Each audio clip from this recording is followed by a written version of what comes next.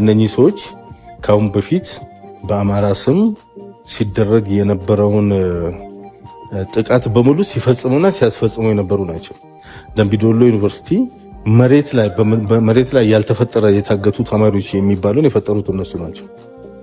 እነኛን 17 ተማሪዎች ያገቱት እነሱ ናቸው። በኢትዮጵያ ውስጥ በተለይ በዚህ በ5-6 ዓመት ውስጥ የሚደረጉትን ግድያ በጠቅላላ ከጀርባ ሆኖ ሲዘውሩ የነበሩ ሰዎች እነሱ ናቸው። እነዚህ ሰዎች ፕሬዝዳንት አስገድለዋል፣ የክልል ፕሬዝዳንት አስገድለዋል። የሚሰሩት ነገር በጠቅላላ ሲደመደም የኦሮሞ መንግስት ነው አገሪቷን ማስተዳደር አልቻለም፣ እኛንን ማስተዳደር የምንችለው የሚለው በነውጥ በሰው ደም በሴቶች ደም በዚች ብርቱካንን ጨምሮ ሌሎች በርካታ 17 ተማሪዎችን ያገቱት ራሳቸው ናቸው፣ የደበቁት ራሳቸው ናቸው።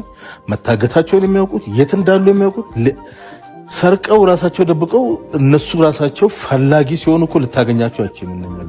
መረጃው ሁሉ እነሱ እጅ ነው። የሰረቁት እነሱ ናቸው። 17ቱን ተማሪዎች ያገቱት መዓዛ መሐመድና ከሷ ጋር ያሉ ሰዎች ናቸው።